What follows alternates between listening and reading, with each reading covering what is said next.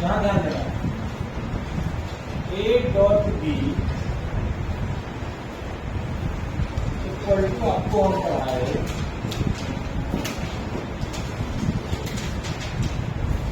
ए dot B को कितना पढ़ाए, ए बी को पढ़ाए ना। देखिए ध्यान दीजिए, थीटा इक्वल टू 0 डिग्री, सुन रहे हो? If theta equal to then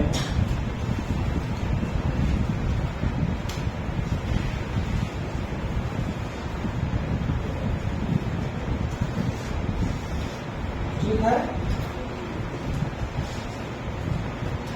and theta equal to 90 degree,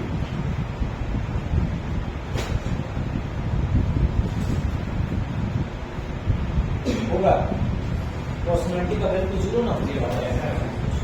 अब मैं यहाँ पे क्वेश्चंस लिखता हूँ और एकदम समझना है, सीखना है कि A vector equal to X I plus J plus 2k and B vector equal to minus I plus J plus 4k, है ना? ये वेक्टर जो है वो परपेंडिकुलर है किस पे, बी वेक्टर पे। Then find the value of x, यानी आपको एक्स का वैल्यू फाइंड करना है। तो जब ए परपेंडिकुलर बी का है, ए डॉट बी दोनों के बीच का डिग्री कितना है, एंगल 90 डिग्री ना। ये तो एक लाइन में हम लोग लिख सकते हैं ना कि a dot b equal to 0। चलो यहाँ क्या है, x I plus J plus 2k dot minus I plus J plus 4k equal to 0, हाँ है ना। अब डॉट प्रोडक्ट निकालना है, तो आई के साथ कितना है, 1 पकड़ना तुरंत 1 है, और यहाँ आई के साथ माइनस एक्स प्लस जे के साथ कितना है, यहाँ पे जे के साथ चलिए, फिर के साथ और इसके साथ कितना 8 होगा। देखिए एक्स इक्वल टू आगे आंसर, यानी the vectors a equal to 9i plus J plus 2, समझे? अगला question,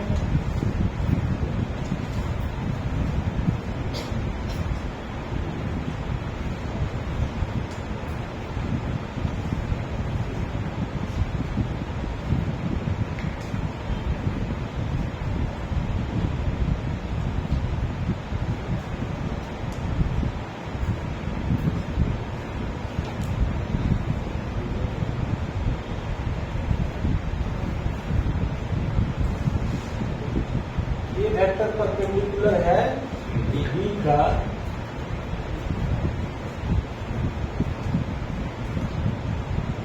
then find the value of and ये वेक्टर, n का भी वैल्यू निकालना है और ये वेक्टर का भी वैल्यू निकालना है।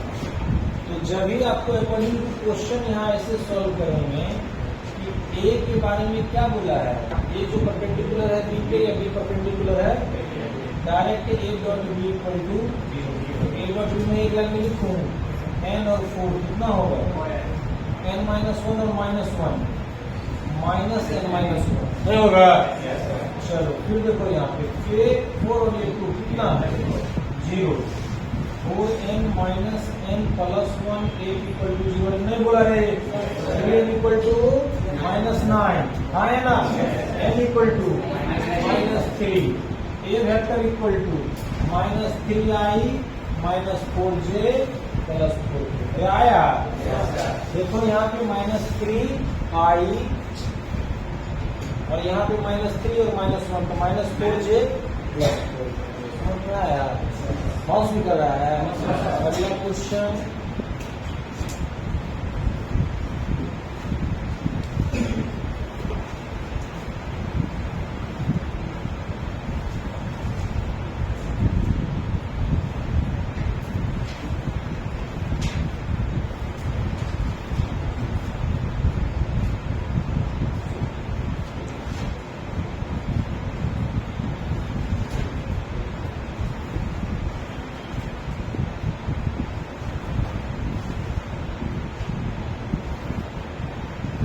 A का here A का परपेंडिकुलर B का है, then find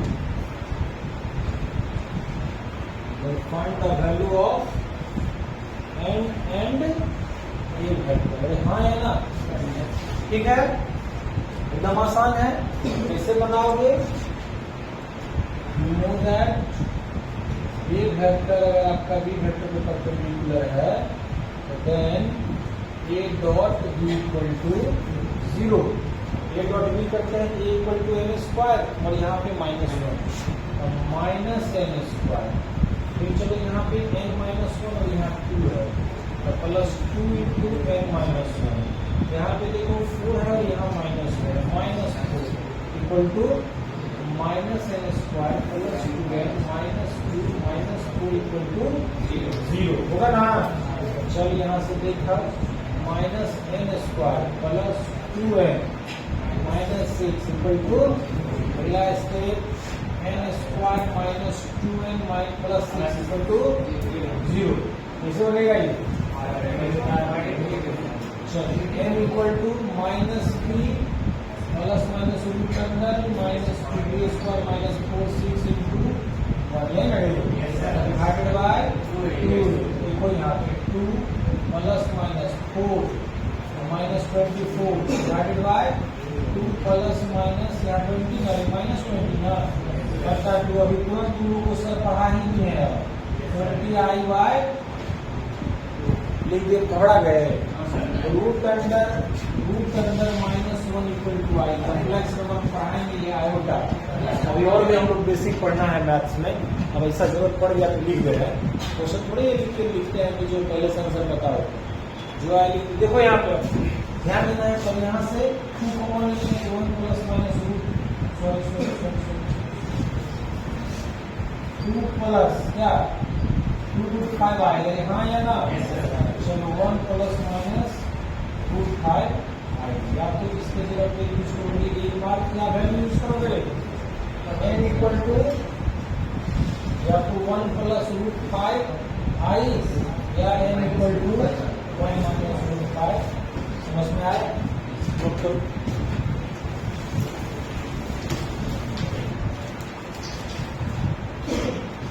पहला क्वेश्चन देखो तो क्या है? फर्स्ट क्वेश्चन ध्यान देना है।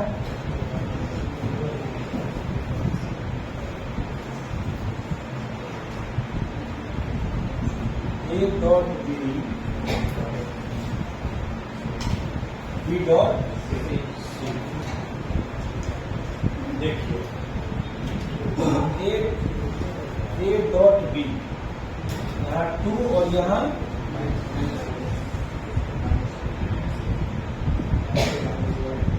4 into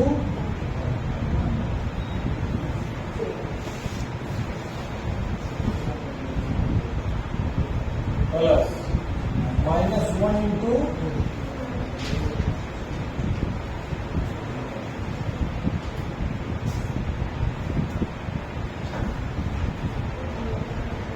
चलिए B dot C -1 into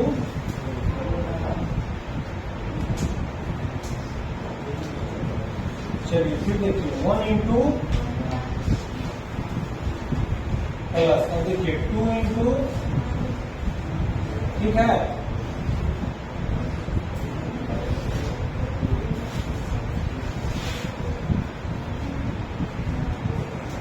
ठीक है।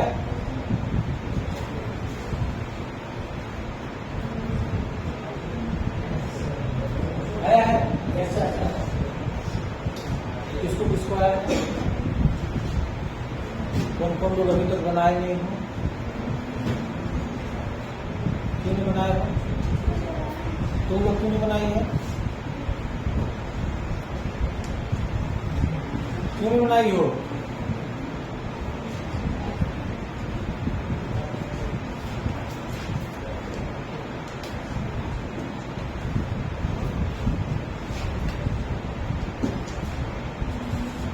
दूसरा question, A dot C B dot, चलो ए डॉट सी करते हैं, 2 into 4, 4 into, और देखो यहाँ -1 into plus B dot C ना, चलिए -1 into 4 plus 1 into 1 plus 4 into, sorry 2 into -2, ठीक है। 8 4 2 -4 1 -4, ठीक है। 6 plus 1 ना, ये 7 आ गया, तो दिक्कत, चलो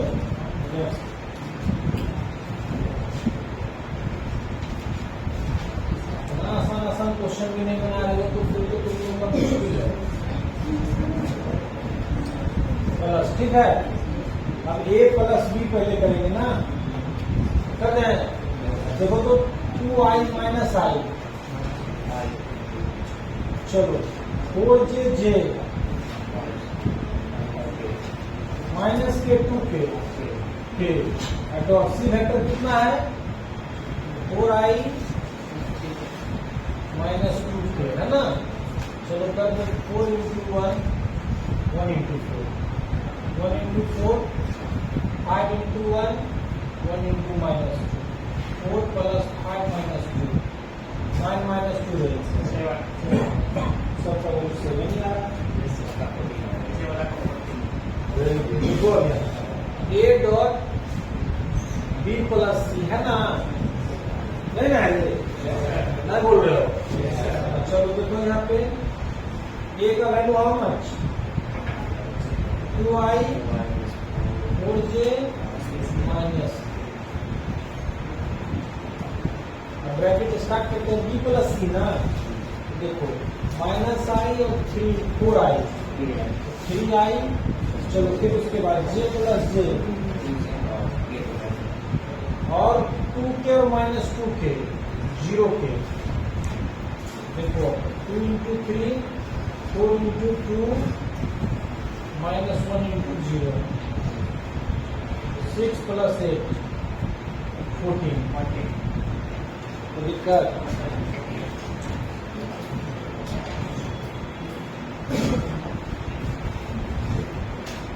क्या समझ रहे हो कैसे बना रहा है इसको? बनाओ तुम लोग खुद से, तो ऐसा ही तुमको कुछ जनरल प्रैक्टिस के लिए देती है।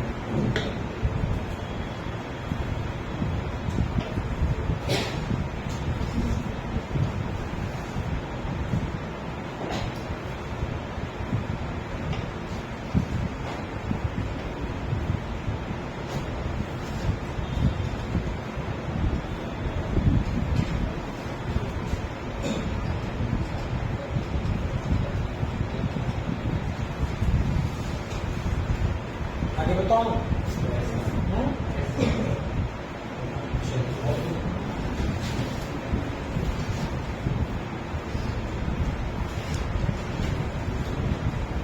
डॉट प्रोडक्ट का लगभग सारे एप्लीकेशन हमने आपको कंप्लीट कर दिया और क्रॉस प्रोडक्ट लिखा जाए।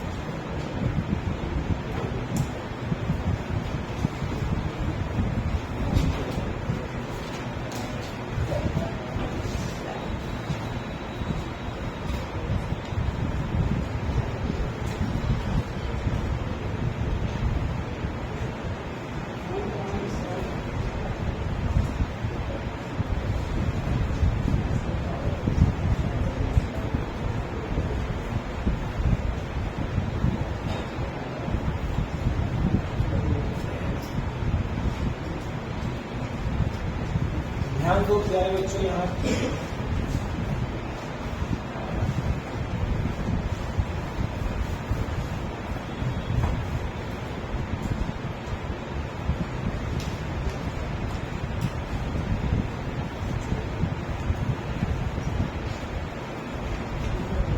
आपका ये ए वेक्टर है और ये बी वेक्टर है, तो हम ए क्रॉस बी जो निकालते हैं वो भी मेरा वेक्टर होता है, वो इसके परपेंडिकुलर है।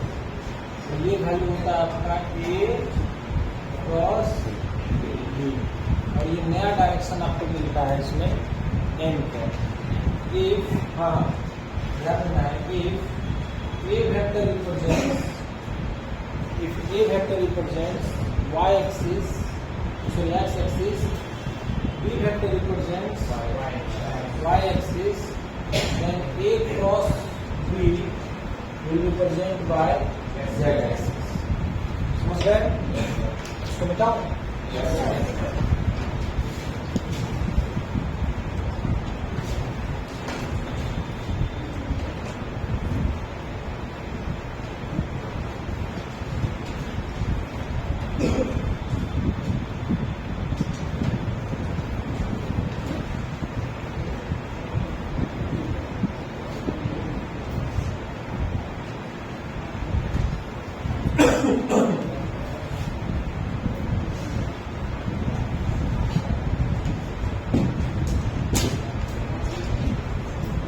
देखो ध्यान दो,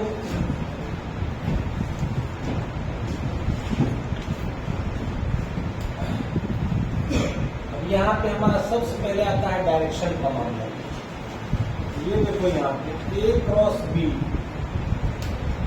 इक्वल टू आपका आता है ए बी साइन थीटा और एन का, ए और बी के बीच का साइन थीटा और एन के अब आपका नया डायरेक्शन, यानी वेक्टर ए और वेक्टर बी को हम लोग जब क्रॉस प्रोडक्ट करेंगे तो रिजल्ट जो आएगा वो वेक्टर होगा। जो वेक्टर होगा उसका मैग्नीट्यूड और डायरेक्शन दोनों होगा।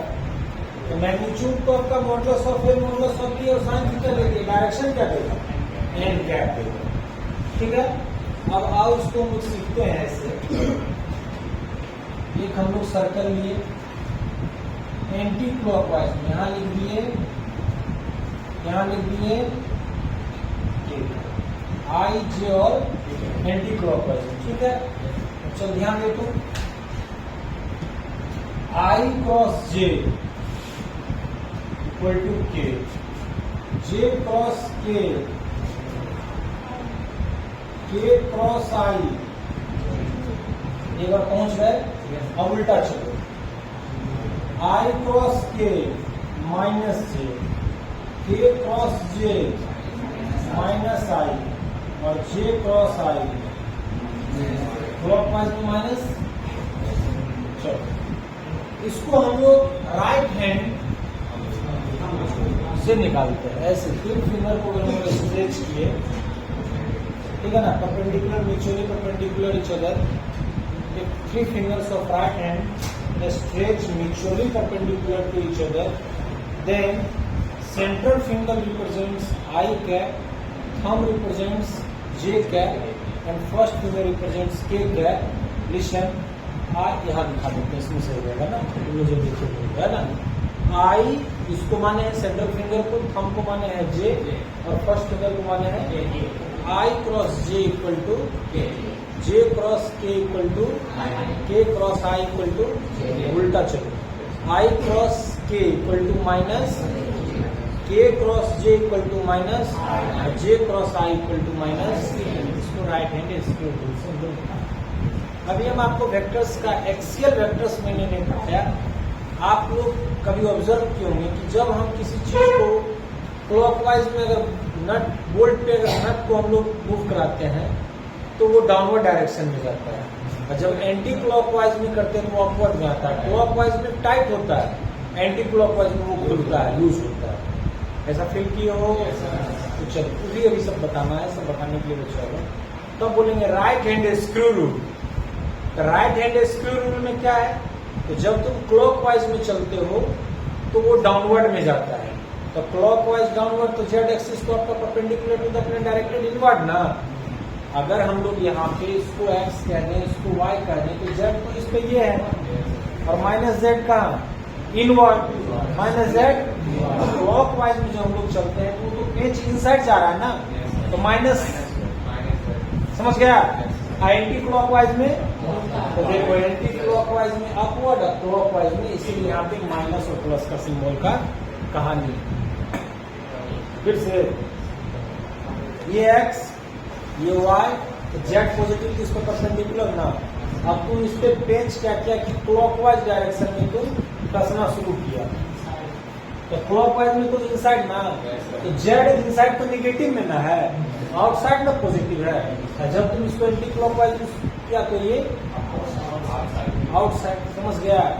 तो इनसाइड के लिए नेगेटिव और आउटसाइड के लिए समझ गया। चलो तब कंपल्सरी नहीं गाइस, ये क्या मान लो तुम इसी को कर दोगे सर जेड, इसको कर दोगे वाई, तो X positive perpendicular to the white board, X negative perpendicular to the white board directed inward, समझ गए। चलिए ये आपका अब आ जाओ ध्यान दो, ये तो हम लोग आई क्रॉस जे, जे क्रॉस आई समझ करेंगे। अब क्या है आई क्रॉस आई, आई आई के बीच में, आई और आई के बीच में कितना डिग्री का एंगल बनता है, साइन जीरो का वैल्यू आधार मार देंगे जान से, यही सीखता है कैसे, ऐसे कैसे। चलो आ गया रिजल्ट, नोट करो इतना पहले और अभी सिखाएंगे, अभी बहुत बेसिक बता रहे हैं।